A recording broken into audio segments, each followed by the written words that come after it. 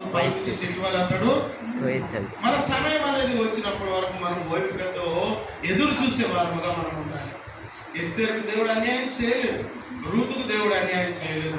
ఎక్కడైతే ఆమె పరిగెడుకుంటుందో, ఏ పొలంలో అయితే ఆమె ఓపికతో ఉంటుందో ఆ పొలం యజమానునికి కార్యగా చేయబడ్డది.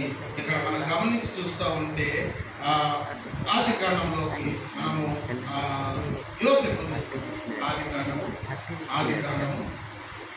39:20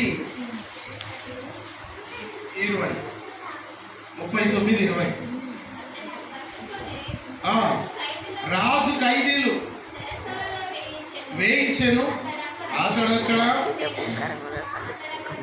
చెరసాలలో ఉండే ఎవరు అందరు చెప్పండి, ఏ పేరు? అందరు చెప్పాలి, ఏ పేరు? యోసేపు.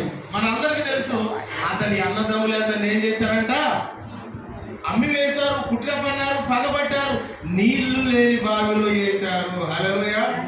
మళ్ళా అతన్ని ఏం చేశారు? ఐగుప్తులకు అమ్మి వేశారు. సొంత అన్నదమ్ములే చూస్తున్నారు కదా, అక్కడక్కడ వార్తల్లో కూడా సొంత భార్యని భర్త ఏం చేస్తారంట, సొంత భర్తని భార్య ఏం చేస్తుందంట, తల్లిదండ్రులు పిల్లలు రకరకాలుగా చూస్తూ ఉంటాం. ఈ కాలంలో కూడా మనం అక్కడక్కడ న్యూస్, భయంకరమైన న్యూస్ చూసాను. అలా అసలు ఎట్లా మనసు వస్తుందో. ఇంకా ఒక మేక పిల్లని చంపేసి వీళ్ళు ఆ యొక్క నిలువుటాన్ని ముంచి ఆ తండ్రి దగ్గరికి వెళ్ళి, ఇదిగో యోసేపు ఏమైపోయాడో చూడు. ఆయన ముందే ఆయన మీద ప్రేమ అంటే భయంకరంగా ఎంతో బాధతో అక్కడ మన యాకోబు వేసినట్లుగా మనం చూస్తూ ఉంటాం. ఐగుప్తీలకు అమ్మి వేశారు, నీళ్ళు లేని బావిలో వేశారు. ఎప్పుడైతే ఆ నీళ్ళు లేనటువంటి గోతిలో వేశారో అదే ఆయనకు ఒక రూట్ అయిపోయినట్లుగా మనం ఇక్కడ చూస్తూ ఉంటాం. ఐగుప్తు దేశానికి అతడు వచ్చాడు. ఐగుప్తు దేశానికి వచ్చిన తర్వాత అతని నమ్మకాన్ని బట్టి, అతని టాలెంట్ని బట్టి అక్కడ ఏం చేశాడంటే ఒక పదవి ఆయనకి ఇచ్చాడు. ఏం పదవి ఇచ్చాడు? నువ్వు ఒక విచారణకర్తగా ఉండాలి, నువ్వు విచారణ చేయాలి. నేను భోజనం చేసుడు తప్ప ఇంకా మిగిలింది నేనే కూడా చెయ్యను. హల్లెలూయా. మనందరికీ తెలుసు, అతని భార్య ఏం చేస్తుంది? అతనితో తప్పు చేయాలని చెప్పి అతని మీద కన్ను వేసి తప్పు చేయాలని చేస్తే అతను ఒప్పుకోకుండా ఆమె దగ్గరికి వెళ్ళి అతడు ఏమైపోతాడు? పారిపోతే అంత ప్లాన్ చేసి నన్నే అవమానపరిచాడు, నన్నే ఇట్లా చేశాడని చెప్పి ఆమె లాస్ట్కి అతను ఎక్కడేస్తుంది? చెరసాల. ఇప్పుడు చదివిన అదే వర్షం. అతన్ని పట్టుకొని ఏం చేశారట? ఏ దేశం ఇది చెప్పండి? ఇది ఐగుప్తు దేశం. ఇతని ఏ దేశము? ఇక్కడ ఐగుప్తు దేశంలో జైల్లో పడ్డాడు. ఎవరు పడ్డారు ఇప్పుడు చెప్పండి?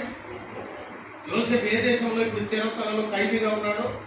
ఐగుప్తు దేశానికి అమ్మి వేయబడ్డాడు, గోతులో వేయబడ్డాడు, అవమానపరచబడ్డాడు. ఇతనికి తల్లిదండ్రులు ఉన్నారు, అన్నదమ్ములు, అంత బ్యాక్గ్రౌండ్ ఉంది.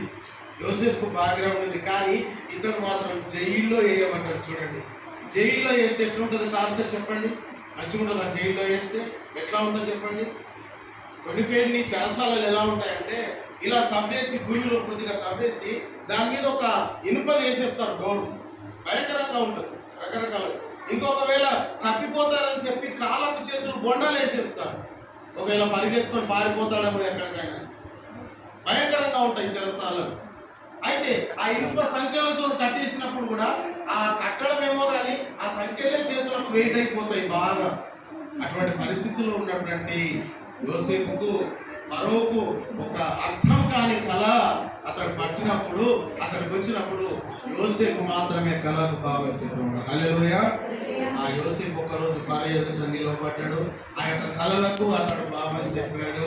అలాగా ఇంకా ముందుకెళ్ళినట్లయితే అతడు ఇంకా ఆ యొక్క కళకు బాబని చెప్పి అతడు ఇంకా ఉన్నతమైనటువంటి స్థానాన్ని అతడు ఏం చేశాడు?